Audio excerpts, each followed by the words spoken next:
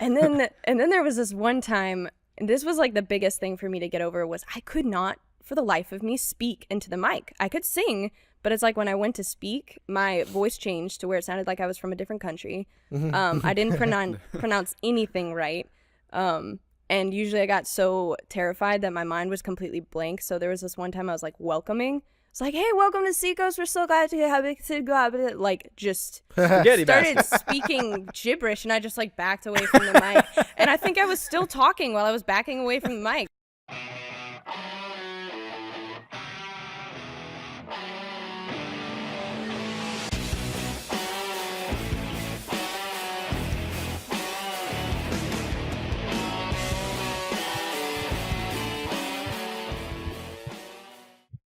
We'll start out with shout-outs and intros. So today it's my honor and pleasure. I get to sit back here. I was telling you, Caleb, that I'm probably just gonna sit back and just let you guys just speak, because you guys are awesome. We get to see you on stage here at church all the time. So I'm here with Joshua Caleb Seldon, guest co-hosting.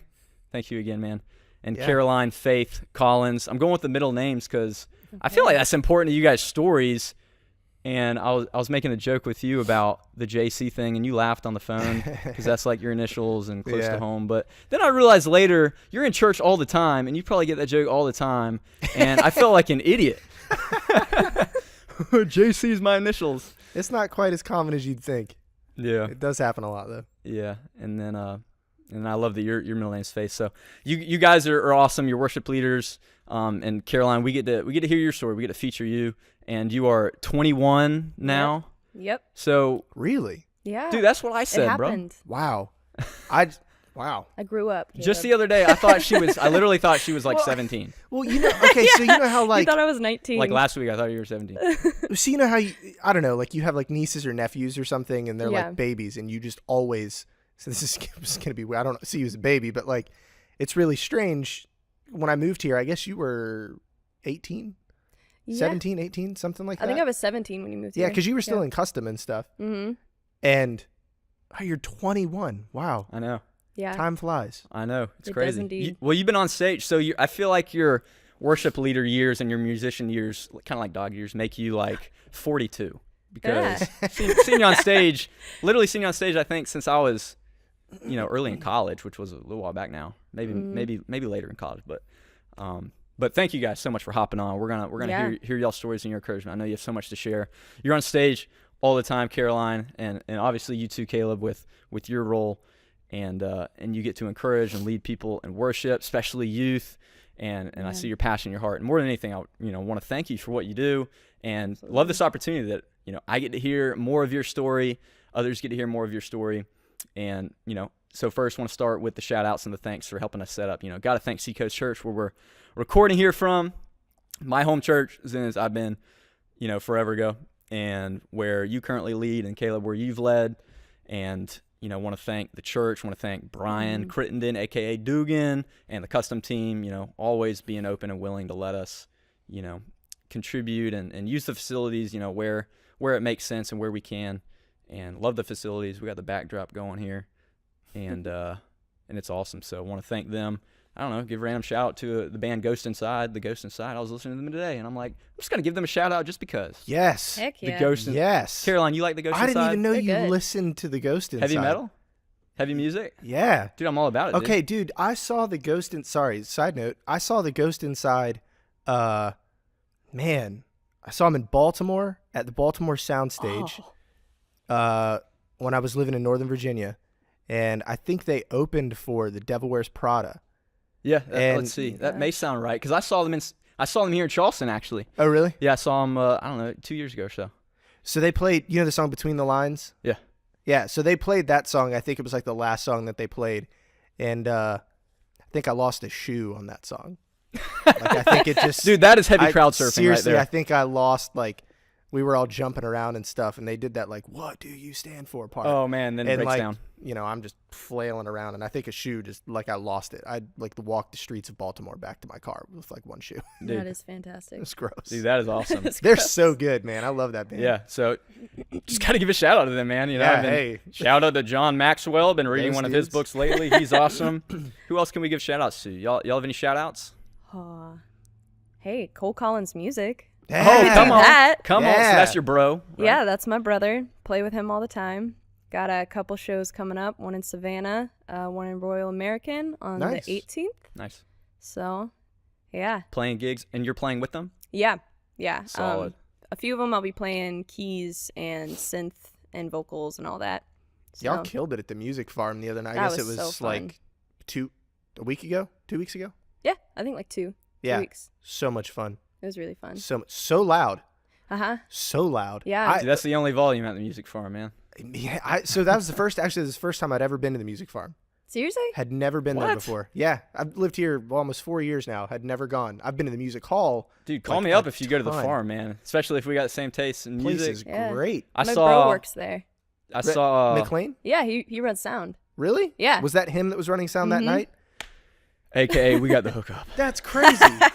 That's wild. So Yeah. I guess that would. So Mike Rogers called me. Uh-huh. Or text me. I guess it was a few days prior to that show, and he was like, "Hey, I think McLean's busy doing something. Would you mind working at the hall?"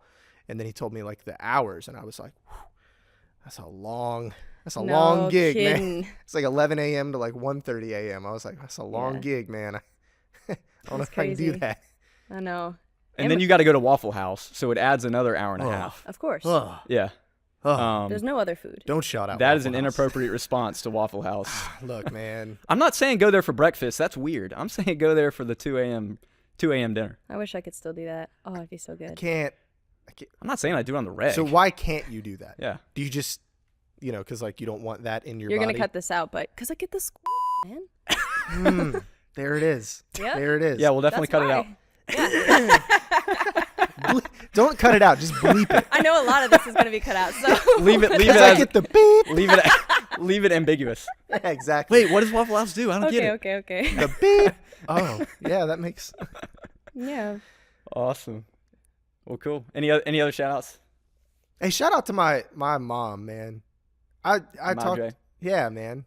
So it was funny. I was talking to her yesterday a little bit. She lives in Florida, and it was really strange. Just thinking about this is totally just as a side note, but I was just appreciating this morning, I guess. So, like how hard she worked, like to be my mom. It was just really cool. Like Because we've been more than a handful. Yeah. But yeah, I mean, it was just thinking I was doing a devotion earlier this week or something like that. And, you think about like parents and leadership. And this morning, the verse of the day was about discipline. Mm-hmm. Just in like the YouVersion app or whatever, I try to wake up and that's like I have like a little notification that pops up. It's like the way I want to start my day off. Nice. And it was about discipline and stuff. And so I was just thinking through today about, where it says no discipline's pleasant at the time. Mm-hmm. And had been thinking through like all of the not pleasant times, like when I was a kid and stuff like that. And then was kind of thinking like, man, like she did a good job.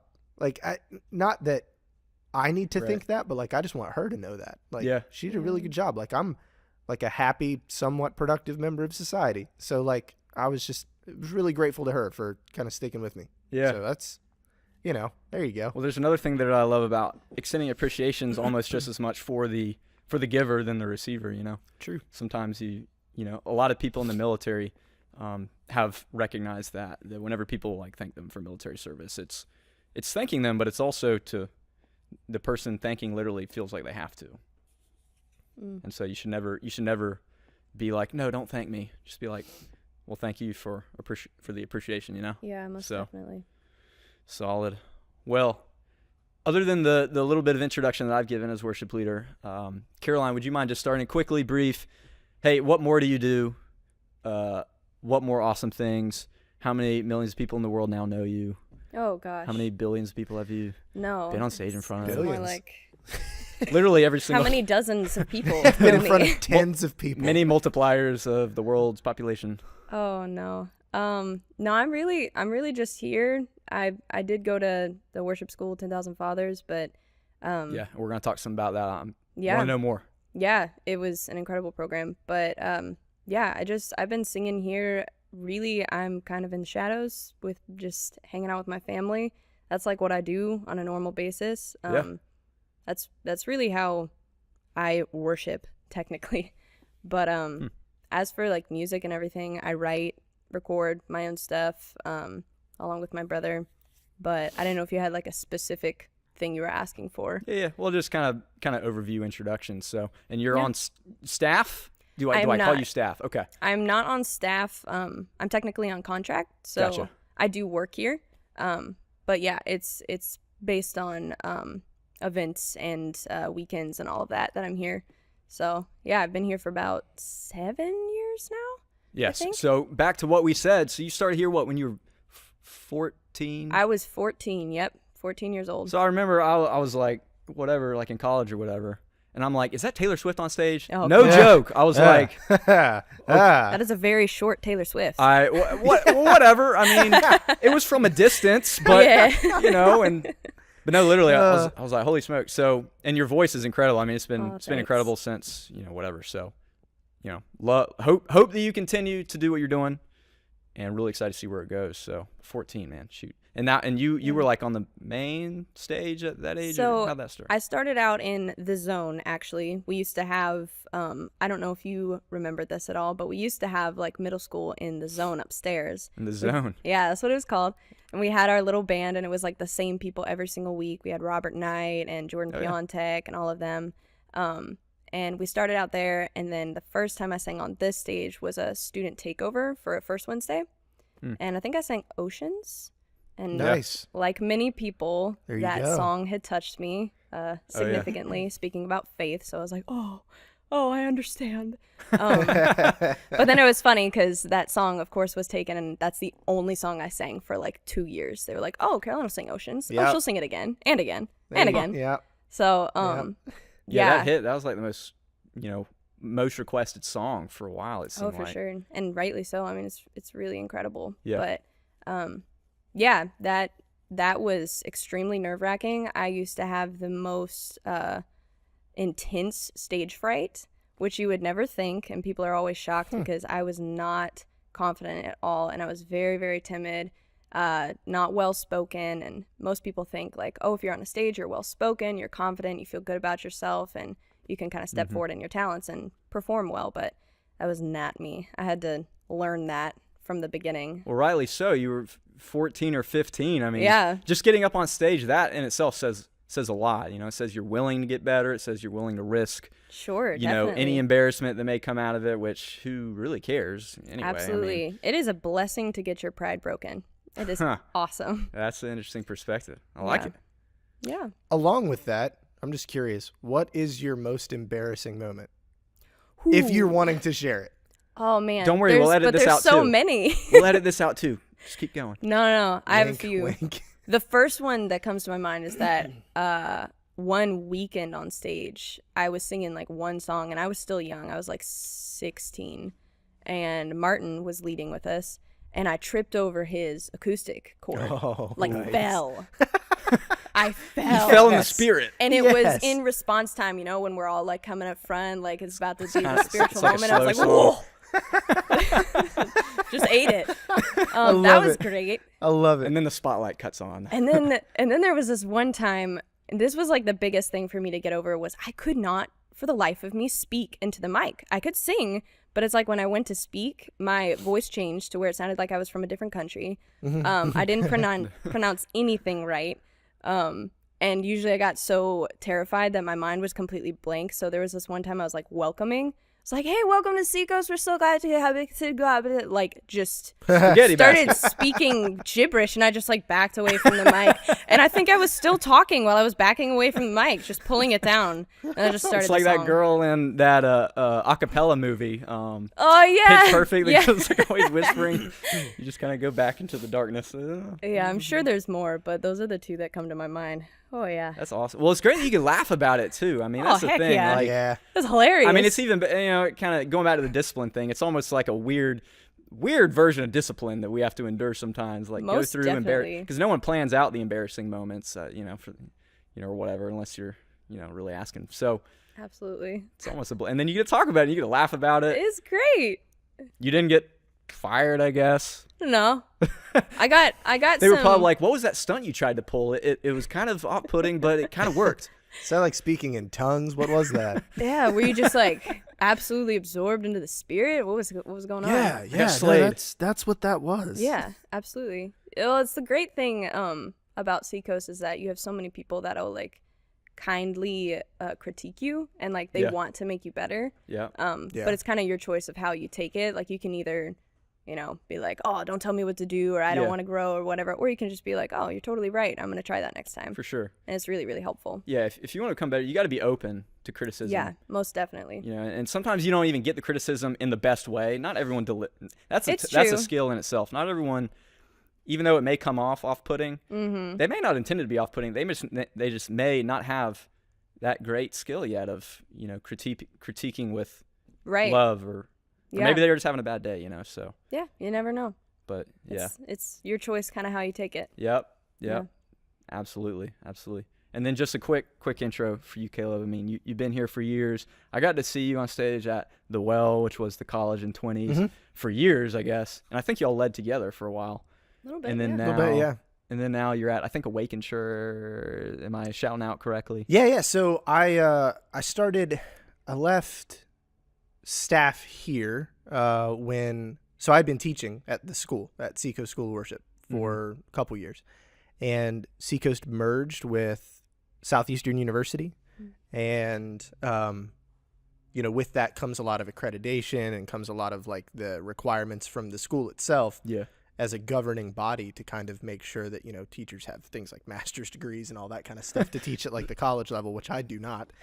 And so I made the decision to get just kind of like a private sector job outside of the church. So I work for Blackbot actually. Oh, okay. Yeah. I'm just an analyst over there, just kind of on the Monday through Friday gig. Dude, my small group has this running joke that we're taking over Blackbot because Really? we've got like 3 or 4 people that have been applying and are now I believe it. employed.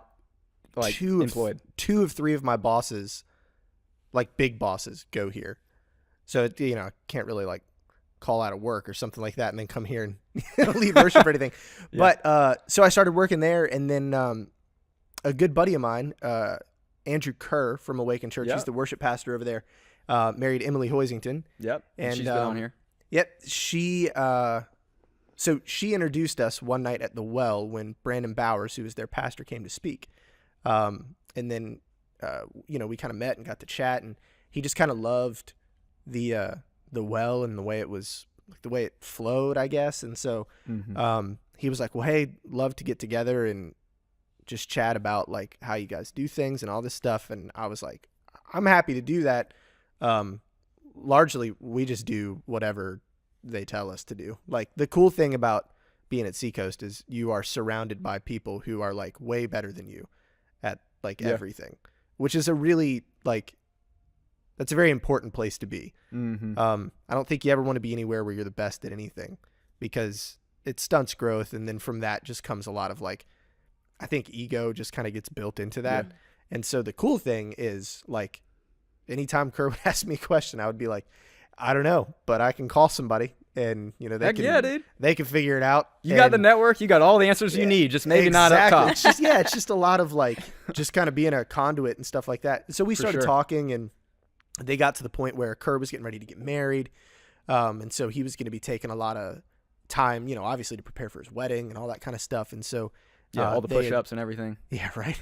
So they had said, hey, would you want to come on staff? We'll just do like a contract for 3-4 months, and you can just help us out. And then at the end of that, if you want to stick around, stick around. If not, we just kind of need the help. And so I was like, yeah, sure. So I've been playing there a little bit, and actually this past Sunday was my last Sunday there.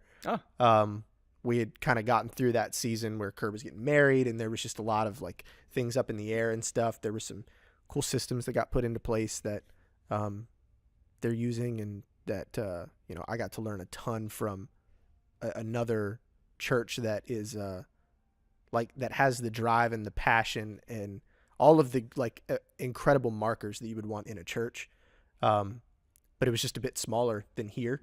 Which it's easy to be smaller than here. I mean, this place is huge, but so it was really cool because everybody, and so the level of accountability rises like 1,000-fold. Yeah.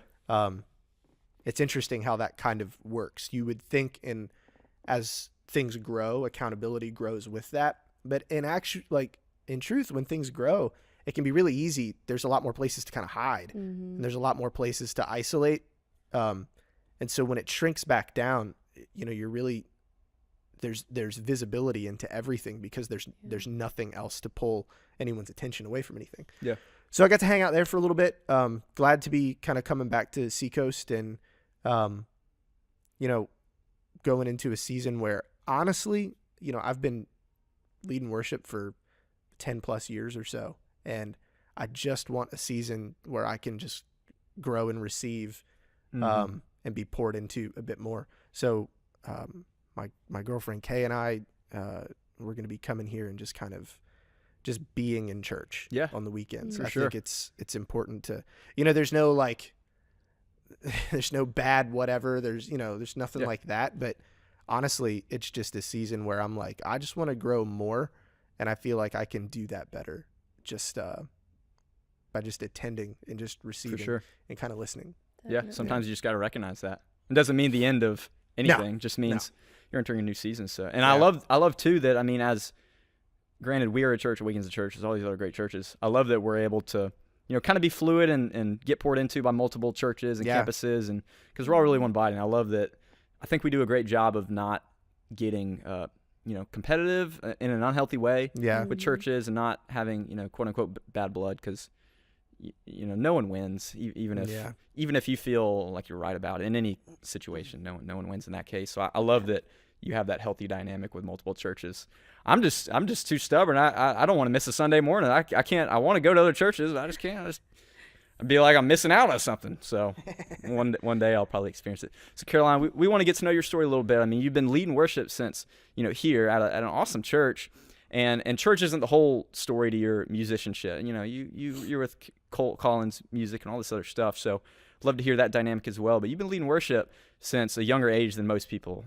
Many people when they're 14, they dream of some of the things that you were able to step into, and now you get to see some of the fruit, and you'll get to see some of the fruit in years to come from what you're doing now.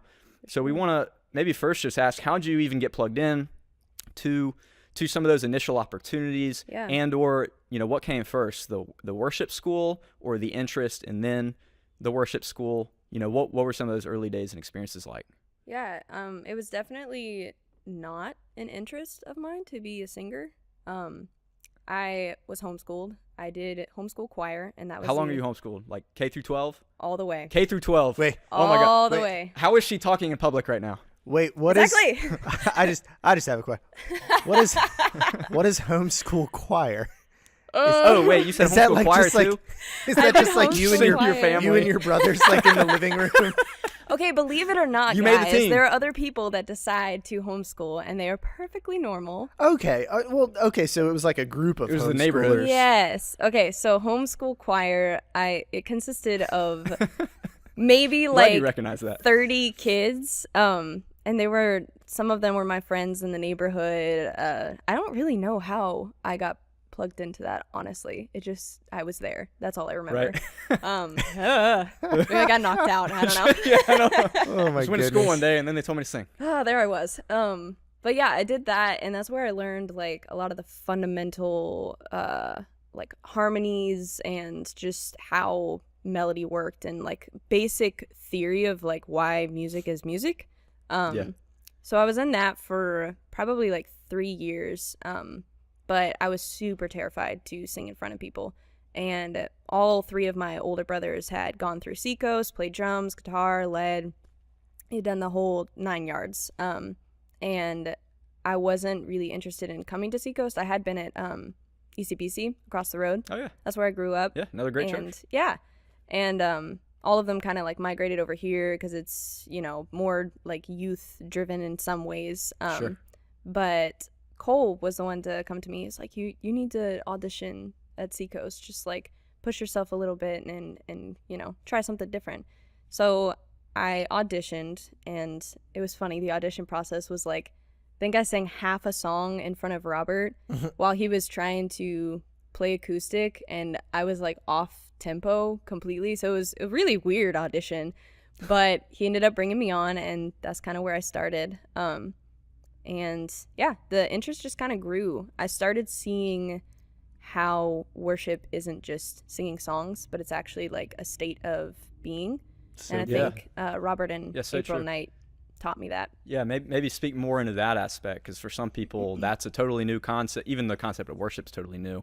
Yeah, and then definitely. The concept of worship being broader than audible expression is totally new. So maybe navigate that just a little bit. Yeah, well, I started getting into conversations just about like what worship is and how I know I'm worshiping genuinely, because I was very concerned. I was very perfectionistic, I should say, about whether I was worshiping genuinely. Like I was nitpicking a lot of things, and I was very hard on myself. And I think I got into conversation with Cole and Robert, and they started talking about how worship is more than just singing songs. It's actually like, I mean, you look at the Psalms and how it talks about nature and how it's worshiping just by being itself, just by being there and being what God created it to be. Yeah. And so that kind of like started to tear down the legalism and like perfectionism of what I viewed music and worship as.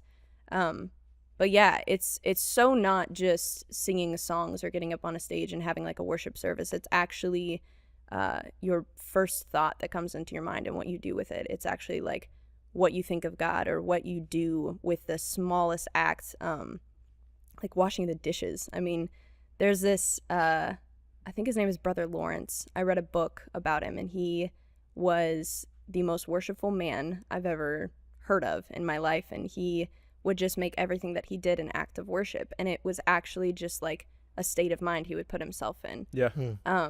It's really a beautiful thing, and you start seeing it like transform your life, because it's kind of a, you don't really think you're doing anything at first. You're just kind of like, well, I'm thinking a certain way, but it doesn't really go anywhere. But then you start seeing it actually transform the way you react to things in life, and your whole life becomes a state of worship. It's not just singing a song randomly in public. It's like the state of your heart and your mind. Yeah, and I love that you said transform too, because it's not just a slight change. It's kind of rethinking your whole construct, I think. It's very gradual too, and it's persistent effort in a way. I think the most long-lasting things take a really long time. Yeah, and it can be very frustrating, but yeah. Yeah, it's not quite a light switch. No.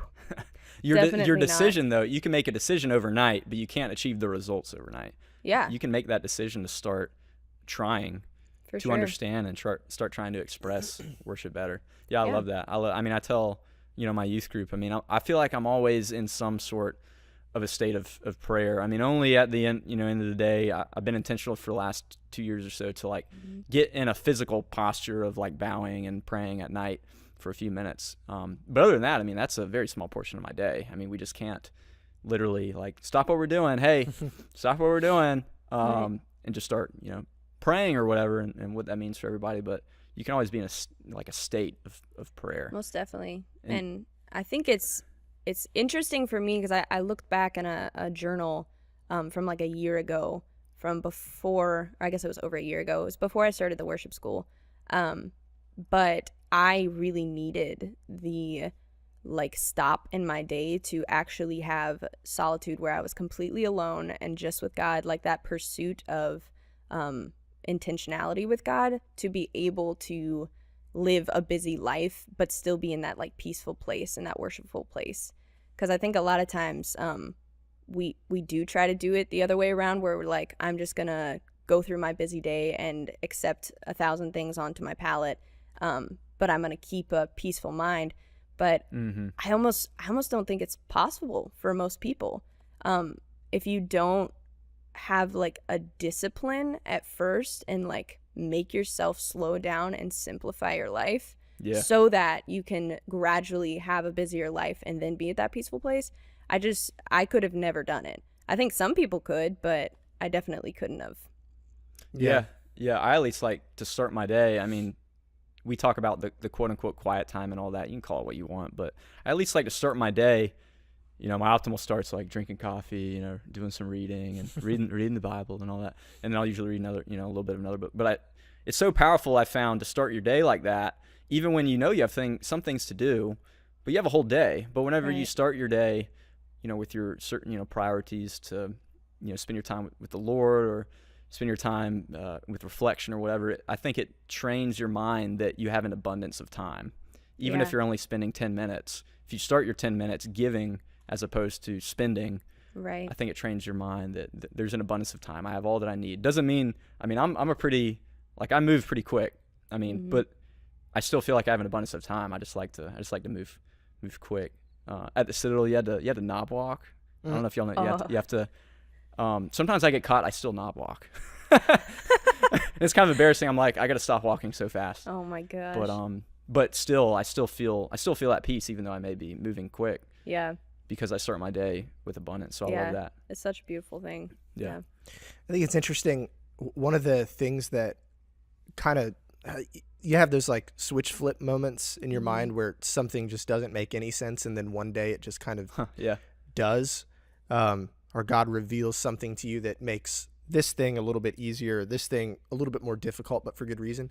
And that thing was that, kind of like you said, everything we do is worship. And so the decision then becomes, what are you going to choose to worship? Yeah. And so if everything that you do is worship, then you're worshiping someone or something, and you have to make the choice to make it be, is it going to be God, or is it going to be, you know, my own self-interest, or is it going to be pride, or is it going to be, you know, the image of whatever, or is it going to be this particular thing, or this boyfriend or this girlfriend, or, you know, whatever. And so I think it's important, if there was ever anything that I could tell like a younger generation, it's like, choose. It's kind of like scripture, choose this day whom you're going to serve. For me in my house, we're going to serve the Lord. Like, you got to pick, because there's going to be a lot of things.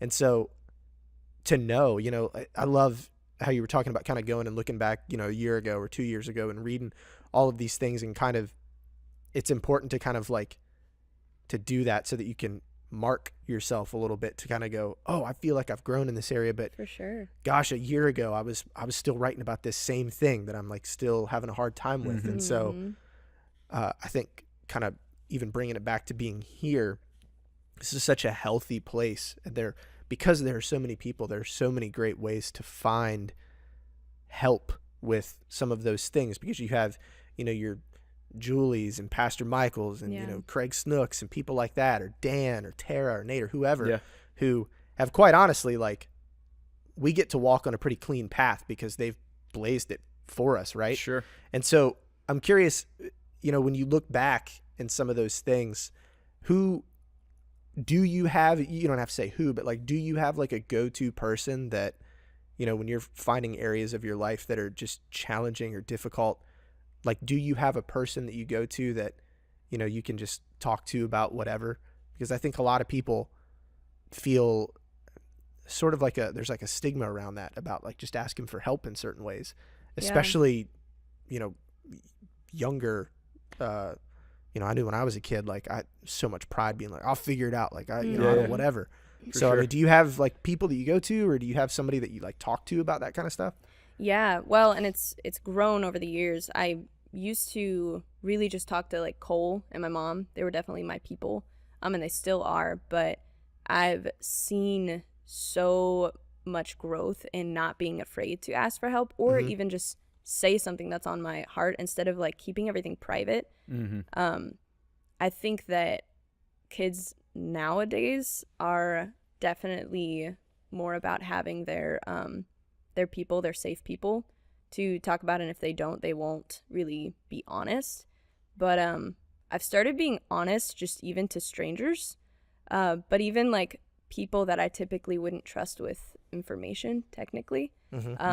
I just kind of like just suggest that something's going on, or that I would like to talk about something, and see what happens, see if something like stems from it, because you can find a lot of people feel the same way that you do, about like them not being trustworthy. And then if you just like open up and say, hey, I trust you, you can actually find a friend in that. Yeah. But yeah, my safe people are definitely my mom and Cole, mostly, and then my huddle that I went through with 10,000 Fathers. Right. But yeah, it's so important to just feel like you can be honest and not worry about what people are going to think of you, or I mean, if they're going to say me too, or like I never would have thought of that of you. Yeah, so you know what's crazy about that is I don't know, like I've always feared sort of that reaction. Right. The like, that's never happened. It has never Not happened. a single time that I've ever been like, I don't think I can talk to people about this thing because they're going to look at me and be like, you worship leader? Like, how do you stand up there? And no one has ever even like hinted at that. Yeah. And like, it's funny because, you know, I mean, obviously we aren't all just friends with only church people, right? So we have like people in our lives who, you know, they may not go here, they may not go anywhere. Yeah. And I've found that like, that's such a trick of like the enemy to try and get you to believe that you are like, well, I think ultimately it comes back to pride. Mm-hmm. It's just like you only thinking about yourself in that situation or whatever, where it's like, what are they going to say about me? And how is that going to reflect on me? And blah, blah, blah. And it's like, well, just talk to somebody. Yeah. Like most people, I think, are more than willing to kind of, you just got to own that like truth in your life and talk to whoever. But it's so crazy because like I just had that thought, like I've never experienced that, but I've always experienced the fear that comes from like, oh, how is that going to happen? Mm-hmm. Yeah, it's crazy how much fear and just how much of our lives revolve around pride and self-centeredness, and the lies that the devil puts in our head all stems from like, what are people going to think of me? How is this going to affect me? How is this going to like shape who I am to other people? It's not even to myself or to God, but what are people going to think of me?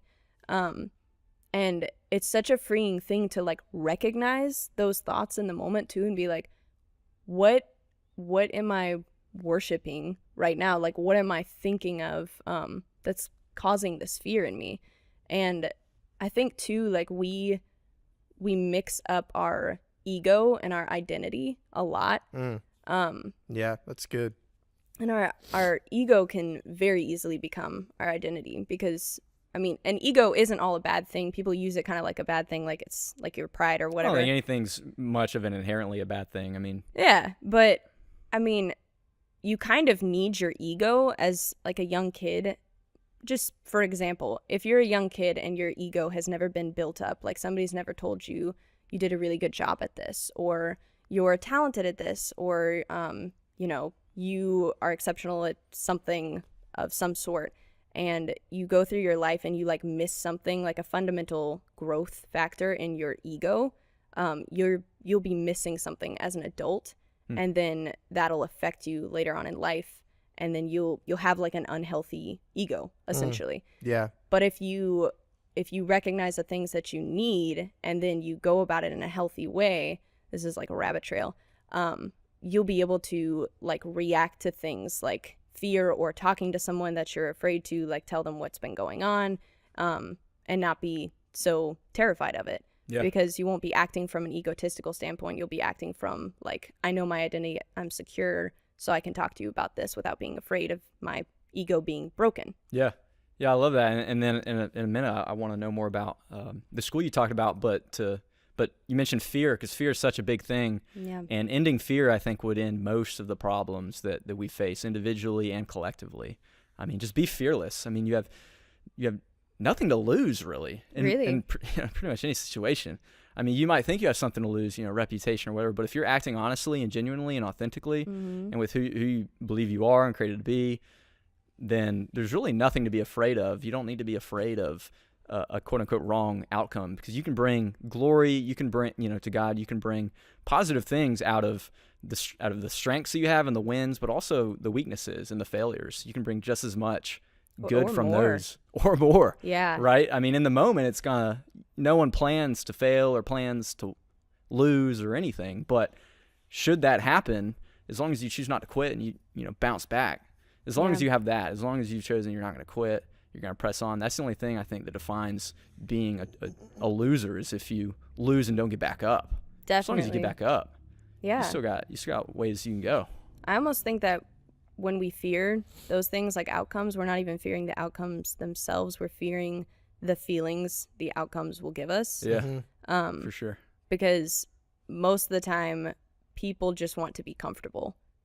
They're very attached to their comfort, and if there's something that's threatening the comfort, and it's going to make you, put you on the hot seat and make you feel like you've lost everything, well, that's extremely uncomfortable. And there's definitely incredible things to come from it, but you just don't feel that in the moment. You just feel terrible. Yeah.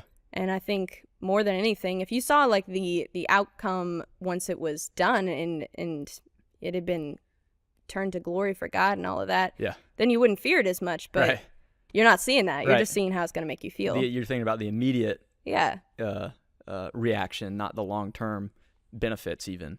Absolutely. Of what those events can happen. Well, awesome, man. Well, so 10,000 Fathers, you mentioned that was a huge season of your life, a huge influence. It's obviously been it sounds like it's been a great program, because how old were you when you did it? I had turned 19 on the second day I was there. Turn 19 up. No, nice. But, not to be good way to punctuate that. Too specific. Yeah. And it was just a memory. Yeah, and you're continuing to, just be a phenomenal musician and have an awesome heart. So tell me about that experience and how it impacted you, and maybe even what about it would you recommend to anybody else out there? Yeah. Oh, man. The list is endless, but I'll try to keep it brief. Well, we got time. I know you said you kind of had some babysitting. Some 2-year-old, 4-year-old might be neglected right now. I mean, yeah, she might be. She's in good hands. Yeah, she's eating some substance she shouldn't. But yeah, 10,000 Fathers, I'd say like the biggest thing it taught me was the value of simplicity. Like with all of the content and growth that I went through it, it's like it brought me back to the simplicity of life and how valuable it is. Because you can learn so many things and grow and so many doctrines and learn so much theology. But if you don't come back to contentment and simplicity, then it's just kind of like a lot of mumbo jumbo. Yeah. Up in your head. Yeah, learning is not being. Yeah, it's really not. And so the way the program works is the first 6 months you are basically stripped down and built back up. It's all focused on your character growth. So 6 months of character growth, which had a lot of like learning about your past and things that you might not have worked through. So it was a lot of healing, some people might not know what this is, but sozo prayer. I know you probably know what it is, Caleb. A little bit. But yeah, so it was a lot of that, and there was a lot of healing that I went through. So they focus on that to kind of give you the foundation, and then they move into 6 months of competency. The lights are, for those not listening to the video, the lights are like just dimming. Hey, Conlon, how's the video look? Lights still good? Okay, cool. Fine. I'm just curious how they're changing. I don't know either. There must be. No one's back It's there. the Holy Ghost. No one's back there. I'm like, where are they? I don't know if they're on the timer or... Well, hey, Conlon, just give a shout if the lighting doesn't look too good. Perfect. Cool. We digress. What was I said saying? it looked perfect, actually. Sozo prayer. Oh, yeah. So after the character growth portion, we kind of continue that through the second track, which is 6 months of competency. So that's a lot of songwriting, a lot of like writing in general, poems, speeches, whatever it may be, just trying to like encourage you to grow in your craft. And then the last track is all focused on discipleship.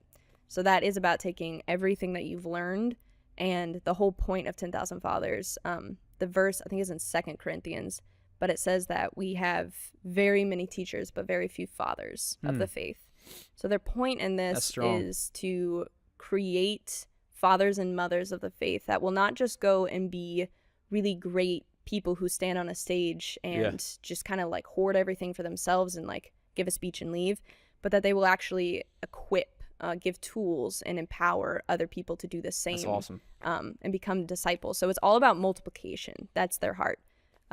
So the whole process of you becoming a better version of who God created you to be is so that you can do the same for others. Yeah. It's good. Yeah. Wow.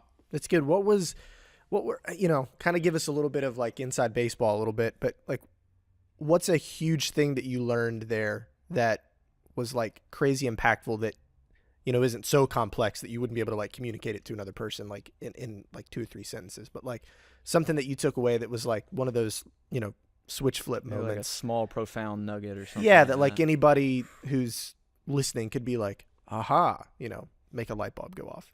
A little loaded question. Yeah, I know, right? give me something. Heal our entire Give me something I audience. can Give think them of. what they Yeah, need to know for the rest of exactly. their life. I wrote down Exactly. a few things, but let's see. I did have a quote actually so there's this book that just changed my entire life that they gave us. And it was funny because they gave us this book and they were like, read this book and tell us if you think this guy is a heretic or not. So it was That's always a great Well, that's- way to Yeah. go into a book. Yeah. Could be, could not be. But the amazing thing is that they are so open-minded, not to the fact that they, they're not mystics or anything to where they like disregard their faith, but they're saying that we have such a narrow thought of what the Christian faith is and what worship is, and just, how we view things is all through this kind of like church filter. And actually, I just thought of something that really changed my mind with how I viewed life. And they were saying, like, with scripture and everything, not that we filter everything through scripture, but we filter everything through the life of Jesus. Yeah. But anyways, this quote, though, I loved, and it's by Richard Rohr, but he was quoting Thomas Merton, who's an American monk. Let me see. And he said, we may spend our whole life climbing the ladder of success, only to find when we get to the top that our ladder is leaning against the wrong wall.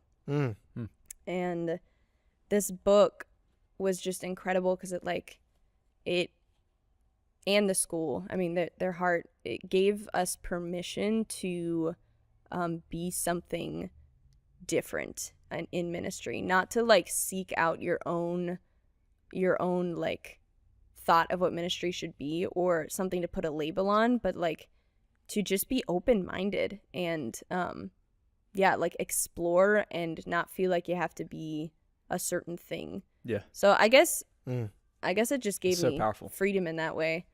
That didn't answer your question at all, though. No, So well, that's no, sick. it No, does. that was It awesome. does, because that's like, when I was a kid, I grew up in a church that was fairly like, we are like the church, like the only church that is gonna make it to heaven one day. Right. And if you want to get to heaven, you better be a member of this church. Holy moly. Yeah, and so, I grew up thinking like Presbyterians and Methodists and Baptists, and so Yeah. it's kind of like they were them, Yeah. and me and Jesus and our team were over here. And it actually ties a little bit into the what you had said earlier, just about how we're not so closed-handed with like our people here. Yeah. Like, yeah, go check out that church, like learn from them, come back. Like you know? I think that demonstrates the most fearlessness ever. Yeah. That you're not Yeah. afraid of your people. The people who go to your church. You're not afraid of them checking out other churches or other ideas, or and they can bounce off. Whether they believe those ideas are justified or not. But it's very difficult to keep people from exploring the ideas that they want to. You can try for a certain time, but ultimately, I mean, every kid turns into adult, and information is just out there. You just got to give them the right thought process to Right. be able to know how to, and like you said, bounce things off. The life of Jesus is what you would probably recommend, and probably what we would all recommend. Filter everything through it. And I think a lot of times where people go wrong, I know I did a lot, when I was younger, I was very legalistic, like just rigid. Like, that's wrong. You Yeah. can't do that. You can't think Same, that. Don't yeah. think that. That leads to the devil. You like take Yeah. the dentures out right Yeah. before you do it. Yeah, Damn that's exactly what I Oh, do. gosh. I become extremely hunched. It's like, the wisdom just come. You got the wisdom hat on. Just Oh, the, yeah. Here I the am. wisdom dentures come The out. corduroy hat. Oh, I God. love it. Wow, where'd the thought go, though? It's You somewhere. were talking about legalism. Yeah, I was. That's Let's wrong. see. So I was super legalistic, but the thing that I always did with younger people. Okay, so when I came here, it was like everybody was a mentor. Whether you were 14 or Sure. 45, you were kind of taught to take on who was ever underneath you and like mentor them. Mhm. I was not equipped to do that. So I had these younger girls looking up to me when I was on the stage, and it was a lot of pressure, and they would want to, get coffee with me, get advice and stuff. I was not equipped to do that. So I gave them a lot of advice that was probably not good at all. And the hard thing is that when you have that pressure to become a mentor when you're so young, like 16 years old, mentoring a 14-year-old, you hardly have any age on them. And it becomes messy. It's like kids having kids. It's just really difficult. But the cool thing is that 10,000 Fathers told me that the best people that will like mentor you or grow you in a sense are not the people who tell you what to do, which is what I was very guilty of doing, but they will lead you to the vat of truth that's already inside you. So they won't like per se tell good. you what to do. They'll guide you somewhat, especially if you're younger, you need that. But they won't tell you exactly what needs to be done. They'll just kind of be like, have freedom to like think yourself. We'll kind of guide you, but you already know what's right inside of you because you have the Holy Spirit inside you. That's a solid message that it's there. It's and all it's very there. empowering for the individual that you're speaking into to say it's there. You just got to find it. Yeah, everything that you need is already within you. It's just it's kind of an awakening or an awareness or somebody to come along and basically empower you and tell you, you don't need me. You don't need really anyone. We kind of need each other because we're made for relationship. But if you're seeking something to like get something from me, I might not have anything for you. It might already be there within you because you have the Almighty God already inside you, which is an incredible feeling. And going off of that, another thing that I was taught is that the illusion that you have a separation from God, I think people talk about that a lot, and I talk about that a lot with younger girls, and I'm sure other people, but they feel like God is distant. They say that a lot, like, I just don't feel God anymore.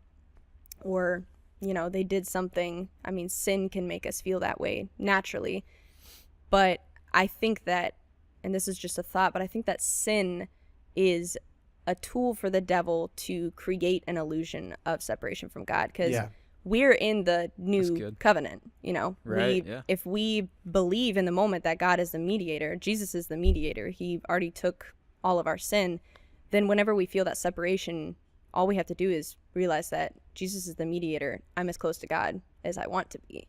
And then it goes away because it's really just a feeling that the devil's trying to give you to make you feel bad or like you need to go attain God. You don't need to attain God. He's already there with you. That's good. That's solid. Yeah. No, that's so good. That something somebody told me one time is your proximity to God never changes. What changes is your recognition of what that proximity is. Absolutely. And so, if inside of you is inside of you no matter what. So if that's where he dwells, then that's where he dwells. It doesn't get any closer than that. Yeah. And so I think you're absolutely right. Like the enemy will use any tactic that he can. It's all like a battle in the mind. Like it is. So much of it, because God has already given us in scripture, like the reality. He's already said this is what it is and it won't be changed. Right. But I mean, you even go back to like the garden. Yeah. It was all him saying to Eve, like, well, what do you think? Like trying to get your mind to kind of start, did he really say that? Like, da da da da da. whatever, just trying to get you to think about things a little bit differently. And so there's so much security that comes from knowing, and not thinking, but like knowing that the reality of Jesus and our relationship with him isn't subjective. Right. Like it is exactly what he says it is. Yeah. At all times. And I know for me as like a worship leader, not knowing that sometimes even affects like how I lead, Most definitely. my posture when I lead, like the attitude that I have going into leading, all of that kind of stuff. And so how do you think that like grasping that finally and kind of like grabbing it and knowing it has changed how you lead from the platform? Because, you know, like we all talk about, you know, as worship leaders, like 99.9% of whatever our leadership is off the platform. Like we're only on a platform for Very true. whatever, 45 minutes a week or something like that. But there's a lot of other minutes in the week. And so we know that a lot of the, you know, whatever, a lot of the conversations and a lot of the leadership and stuff. Yeah, the comes, influence. Yeah, exactly. That comes from those other, you know, 99.9% of the time. But I do think that there's also like some shifts and some things that take place on the platform. So how has that affected and changed how you lead, like in the moment, like how you lead worship? Yeah. Well, it's definitely affected my boldness. I don't care anymore, which is a very exciting thing. I do recognize that I've got to be very thoughtful and very in tune to what's going on in the room. I used to not. And I think that like recognizing that everything that I need is already inside me, that when I feel a prompting to something, I don't question it anymore so much. I just go for it. And there's a boldness that comes with that and a reassurance and a confidence of self, but it's not so much in myself. It's that I know the truth and I'm acting on the truth. It's not just that I know it and I'm sitting on it, but I'm acting on it. So as for platform, I guess just being on the stage and acting with that kind of boldness is the way that it's been changed. But as for off of the platform, I think the biggest way that it's changed me is that I don't see interruptions as interruptions anymore, like interrupting my work, but more so the interruptions actually become my work, because anything and everything becomes just a part of his plan. Yeah, That's so good. that's awesome. Yeah. And this is awesome guidance, and you mentioned guidance earlier, because guidance is a big part of this podcast, sharing stories and offering guidance. I mean, because you mentioned you're on stage all the time, but you don't often, you know, you're not the speaker. You can speak. You're an awesome speaker, but you're not the speaker. You don't get to speak as often as maybe you'd even like. You know, do you find that there's like one or two pieces of guidance that whenever you're on stage, you're like often wanting to share, but it's like you're sharing the stage with a band, and it's like you got a speaker coming up, and you know, you just don't really get that opportunity to necessarily share a piece of guidance or whatnot that's consistently on your heart. But is there any nugget, which you've already shared some awesome nuggets, is there any nugget that's almost practical guidance that you'd like to share? Not off the top of my head, honestly. Yeah. But yeah, I mean, I don't get a lot of opportunity to just like open up and talk about stuff, but yeah, I don't have anything on my head. Yeah. I mean, whenever you were a little bit, high school or whatever, I don't know, do homeschoolers, I mean, what the heck is homeschool even like? I mean, are there drugs in school? Like, don't ask me. They have choirs. Like what man. struggles do homeschoolers go through? But I walk into some of these high schools and there's great work being done, but yeah, the culture is not always as healthy as it could be, and I get the feedback from my students that the culture is not always very healthy, and so, especially the bigger the school is, it seems like the unhealthier and the less encouraging the culture tends to be. And I want to fix that. I want to help that. Yeah, and for sure. I think there's these high-level idealistic pieces of guidance that we love talking about and we shared already, but even just practicality. How about for you when you were navigating high school, and I'm sure there were still struggles, and you can relate to some struggles of high schoolers, and even some age around that.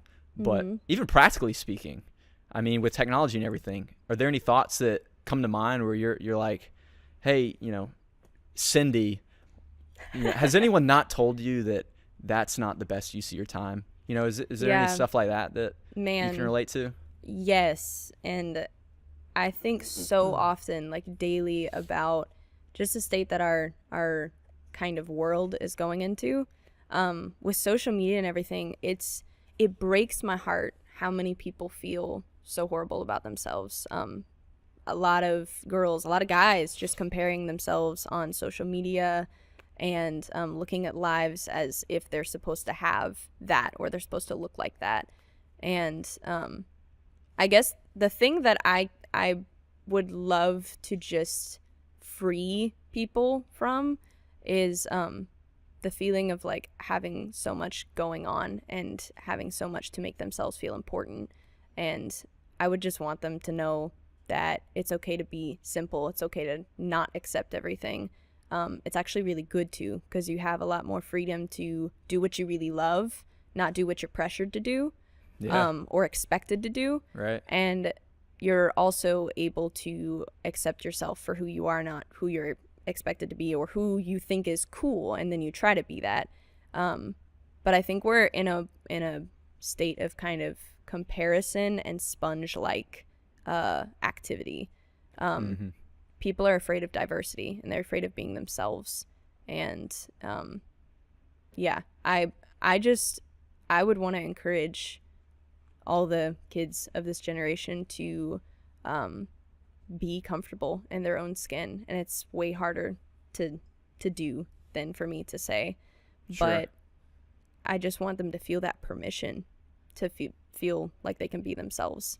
Sure. And that's good. Yeah, not have to accept so much onto their plate. Yeah, and that's why we, just as far as my little bit of influence I get to give in this podcast and everything, that's why we love to get very diverse guests even, and because I tell people all the time why I like to invite co-hosts, guest co-hosts on and other guests, because I'm in a very small segment of interests. You know what I mean? I do some triathlons. Right now I'm injured, so I can relate to physical therapy. I can relate. I can relate to engineering, and but the category of things where people like you and Caleb and others, like you can give people permission to sing if you want to sing, or to be yourself, or to put the profile down at times, and stop posting about how awesome your day was, and then you don't get as many likes or whatever. Yeah. I know that so many of them want so much more value than that. It just becomes like a vicious cycle where you try to get your value and your sense of worth from what your life looks like, or what you post, or the captions you use, or what you wear, or whatever. But if you were to strip yourself from everything, like if the world were to go into apocalyptic mode and you were to have none of those things, right. Social status didn't matter, who would you be? Right. What would you want to be? What would your character be like? Right. Apart from all those things, because those things very easily become our identity, but they can also very easily destroy us and make us feel even worse, even if we're at the top, or we think we're at the top, than if we were to have none of that. Yeah, I love that. I have to reconcile that too. If the worst case scenario happened, other than like dying, and not that even, I don't even know if that's the worst thing. I think living without a purpose is worse than dying. But if the worst case happened, would I still be okay with myself? And could I still dig back up? And I think once you get to that place, you start really, really entering into a season of confidence and comfortability. Definitely. And not to say you're going to be the best at everything. You don't have to be. You just got to be your best. Yeah. And I love that. Yeah, and for worship leaders, any age really, but for worship leaders, one of the things that Aaron Keyes said at 10,000 Fathers was, we don't want worship leaders who are just wanted to be on stage, but if you were to take away their talent, their guitar, their whatever, their ability to talk really well, if you were to take away all of that, would you still want them to be a leader in your church? It's a good thought. And I think that is a really needed thing. Like you don't want your talents and abilities to become who you are. They're part of who you are, but they're not your heart and soul. That's a good thought. Yeah. I like that. It's good. Well, we're about to sort of wind down with the questions. I mean, Caleb, do you have a final, maybe a final question and or final word of encouragement that you'd like to give? I think it's interesting as we've been talking. I'm, excuse me, I'm super ADD, and so like same. I'm like looking around at like lights and all that kind of stuff, and the lights turning down and dimming. Yeah, exactly. I'm just waiting for those backlights to turn off, and then it's fan like, kicks on, and I'm just kind of like immediately. And as you were talking, at one point, I looked behind you, and there's the really cool like stage design that's in here. And if you're listening on the podcast, you probably won't see it, but YouTube, dude, or you can or YouTube video. it. But it's funny. When we talk about, especially when you were talking about like social media and stuff, and I understand the point of social media was to kind of bring us all together, but in a lot of ways it's kind of isolated us a lot more as a byproduct. And Heck yeah. And so I was looking at this giant, really massive like stage design thing that's here, and I remember the first time I saw it when I walked in here a few weeks ago, and I was like, wow, that is awesome. And I was even today, I was standing back there when we were trying to adjust lighting and stuff, and I was looking at it going, awesome. I was like, man, that thing is so cool. And as I got up here, I started looking at it, and you can't tell from back there, and you can't really tell from the seats, but when you look at it, there's like tape and stuff that you can see, and there's like screw holes and nails and all kinds of little, I mean, what look at like, up front and really close, and if you were to take like a high quality image of it, kind of look like a lot of like imperfections and all that kind of stuff. But when I look at it though, it almost makes me appreciate it more, because it kind of tells the story of how, and this is way too whatever. Dude, you're getting deep right now, dude. But it tells the story of how it was built, and it kind of shows how it was pieced together, and it wasn't just this big thing that was always there.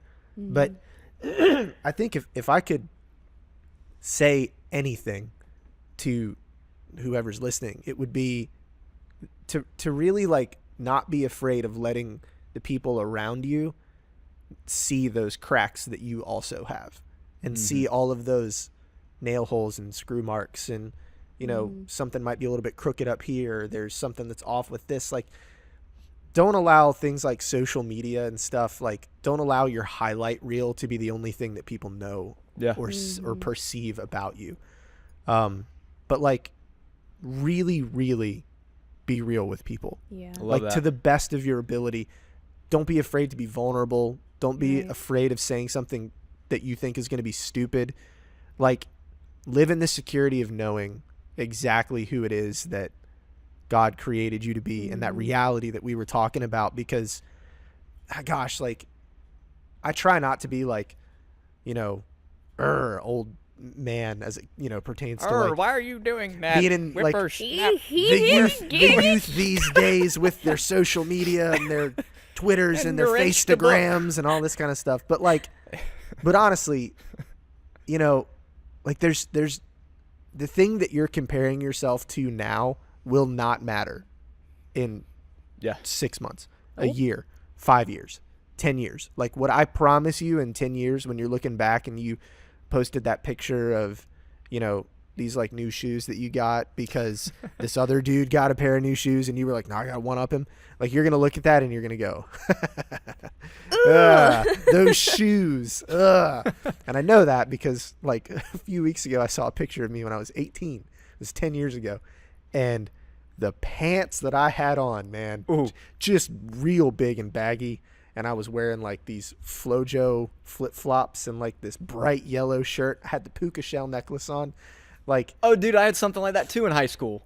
Yeah. Exactly. I don't know why. Like, I had big long. I bought it from like Spencer's or something. I was like, oh, that looks cool. I'm gonna wear it. Well, the funny thing was like, I bought mine from Spencer's too, and I bought it. I wanted to look like I was like, I was from Northern Virginia, in like the city. I wanted to look like I was like this beach bum, and I'd like been to the beach like 3 times in my life.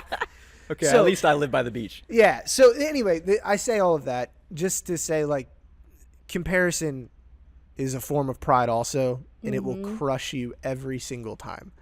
And so, all of these things that we've been talking about, especially about worship and like how we've grown through that and hearing how you've grown through that. And what's really cool too, just as a side, I had a really kind of like outside perspective when I came in here. Like I said, you were 17 when I came in, and my perception of you has always been, even at 17, has been that you've been incredibly thoughtful and diligent, if you know, among a number of other things. Mm-hmm. But your commitment to like learning the process of growth and even learning the process of learning, like you're very like dedicated and committed to that. And what's really cool is I think that, you know, there'll be hundreds or thousands or millions of people that hear this, I don't know, but that hear this, millions, billions of people, dozens, guys.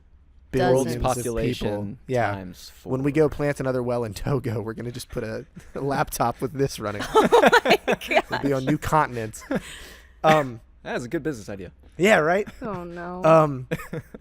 But yeah, I've just always seen that you've been incredibly thoughtful and very diligent in Thanks, what pal. you do. And I think that there are going to be a great number of lives who are changed through the obedience of very small and simple things. Yeah. All of the cracks and stuff that we've talked about before, like the hurts or the, you know, mistakes or, you know, all kinds of stuff. All of that, I think, is really going to, like, lives are going to be changed because of it. And so, you know, from one worship leader to another, one friend to another, you've been an incredible influence, even on me. And so, well, I don't mean even on me, but I mean like, well, I know what you mean. you were just talking about like World mentoring known. like 13 and 14-year-old girls, and I was kind of like, I should note, I am not one of them. For those who are listening, in case there was any I confusion. thought you were. You've been hit with some really potent beaver tranquilizer. Holy moly. Yeah, exactly. A voice Crazy dropped hormones. 12 octaves. Oh no. Anyway, so yeah, that if I had any imparting wisdom and stuff, it's that Caroline is a great person to befriend because she will always impart that wisdom even when you think that you're not. And also just don't worry about the comparison and stuff, and, you know, be vulnerable in front of people, and it's going to be a huge help. Yeah, that's so good. Yeah, I mean, I'll echo all that as far as encouragement goes. And like I said, I'm really excited to see the people that you influence, whether it's at Seacoast or not. No pressure. Preferably don't go anywhere, but no pressure. Oh yeah. But you know, opportunities come, and you never know the opportunities that will come in the future, and you just gotta Totally. follow your purpose, and you know, you'll come back home or whatever. But you know, hopefully you don't go anywhere. So. You never know.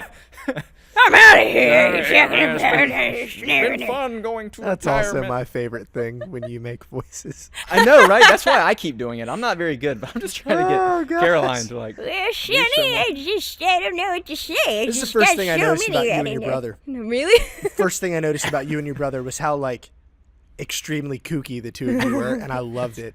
Like I loved watching, like when I first got here, watching the two of you like communicate and stuff was hilarious. Our communication. I was just kind of like, why are they making that voice? That's literally what I said to Caroline the other week. I was like, "And you're so funny," and you're just like, "Well, I guess so," or something. you just do I this. can't help it. You just do this like fist pump thing too. And it's I'm You like- shouldn't help it. I'm so It's not so a great. serious Yeah, you shouldn't person, help it. guys. Like I can't do it. Oh. Well, well, hey, this would probably be our last question, and then Yeah. as we lead into plugs and stuff, you know. So think bigger is one of our mottos, one of our taglines, trying to get people to think on, you know, bigger levels than just their current circumstances, and think about what they can do with what they have. And so, you know, you as an awesome influencer and achiever, I mean, is there one big thought that you have, or that sort of helps kind of define the message that you hope to embody and inspire through? Is there sort of one big thought that you'd like to give to others? Yeah, I mean, I guess my one big thought would be simplicity, which is not a big thought, but simplicity, and don't try to be something you're not, and be comfortable in your own skin, and don't confuse comfort with peace in your life. That's so good. Yeah. Solid. Yeah. And I guess on that, to explain that, because I feel like that might need some explanation. Go on. Yeah, I mean, I think God likes for us to be uncomfortable, but it can be within his own peace. But a lot of times we want to be comfortable, and we think that is actually our peace. But I mean, if you want to go for something in life, you should just go and do it and not think too hard about it.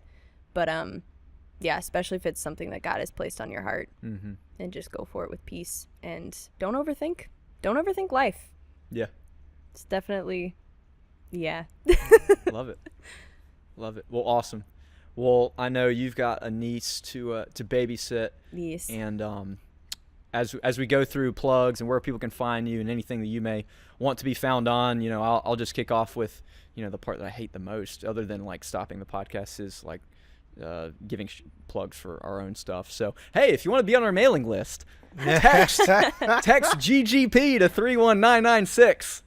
And you get plugged into our mailing list, and support on Instagram and Facebook, and videos on YouTube, and we're on Stitcher and iTunes, pretty much anywhere. Nice. Pretty much anywhere except for, what's that music store that used to be popular? FYE Music or something? Napster? We're not on those platforms. Kazaa? LimeWire? Yeah, LimeWire. Maybe I don't know. BearShare? So those are my plugs. Would you like to plug anything, any social media for you, or the music band that you're in? Yeah. Cole Collins Music is about the only thing. You can find me on Instagram, but I'm not active. So, but Cole Collins Music, and he's on Spotify, iTunes, Bandcamp, all those things. Yeah, and is that at Cole Collins Music? Yeah. So it's at Cole Collins Music, just one word. You can find him on Facebook too, Instagram. Keep up with him. Do they do CDs? Y'all do CDs? Or we anything? do CDs. Yeah, the whole thing: CDs, T-shirts, music downloads. Just released a single called "Story in the Dream." Huh. Super cool tune. And but if we, It's so good. yeah, if we didn't say already, you're like really talented. So, thanks. aside from the like encouragement, like quality stuff that you and your band. Do I call it your band? I don't know. The band. I don't know. It's the family band, the family business. the family band. Oh, no, no. it's all Cole. The family band. Yeah. Well, thanks. Cool. Awesome. Appreciate Well, it. thank you guys again. I really love having you guys on, and Yeah, it was we'll great. be seeing you guys in church.